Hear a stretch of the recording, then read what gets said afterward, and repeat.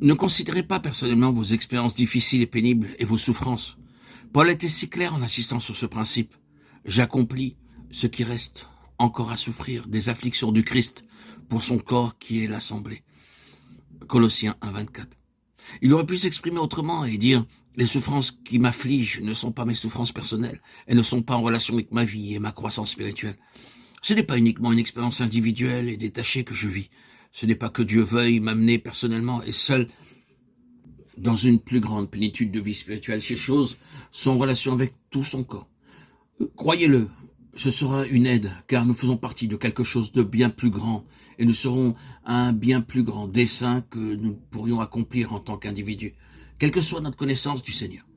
Il est infiniment plus précieux pour le Seigneur d'avoir un instrument organique pour la plus grande plénitude de Christ que d'avoir un certain nombre d'individus marchant avec lui. Ainsi, il agit envers un tel instrument de façon particulière et singulière. Ceux-ci vivent sous sa main des choses qui sont bien différentes. Mettez-vous à la place de Benjamin lors de l'arrivée du père de Joseph et de tous ses frères, réunis en une famille selon le bienfaisant dessein de Dieu. C'était une famille divisée, une famille dans un grand déclin spirituel. Les choses allaient mal. Dieu avait appelé cette famille par Abraham. Elle devait représenter sa pleine pensée parmi les nations. Et maintenant, elle était défaite. Comment s'accomplira la restauration dans le pays de Goshen? Comment se produira le changement afin de devenir l'Israël spirituel? Benjamin, le petit, en est la clé. Mais observez cette expérience. Quand, devant l'insistance de Joseph, ils l'amenèrent en l'arrachant au cœur de son père, et qu'ensuite Joseph les renvoya gardant Benjamin, mettez-vous à la place de Benjamin qui traversait un moment très difficile. Et par la suite, lorsque la coupe de Joseph fut trouvée dans le sac de Benjamin, Joseph joua un rôle, envoya son serviteur après eux, disant qu'il manquait sa coupe, alors qu'il l'avait placée délibérément dans ce sac.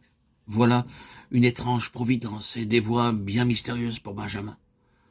Tout semble être contre lui. Il aurait pu dire « Je ne suis pas responsable de cela, tout se dresse contre moi, je suis victime d'un complot. » Ainsi, il fut amené comme sous une ombre. Le garçon traversa un moment difficile, car il était la clé. Samuel aura des moments difficiles, bien que cela sera différent avec lui. Nous ne pouvons pas développer en détail ces choses-ci. Il suffit de discerner la nature particulière d'un instrument qui doit pourvoir à un besoin particulier. C'est le genre d'histoire bien différente que traversa cet instrument. Ainsi, nous ne pouvons pas juger les autres, ni juger notre position par rapport aux autres. De même que les autres ne devraient pas nous juger. Seul le Seigneur sait ce qu'il fait.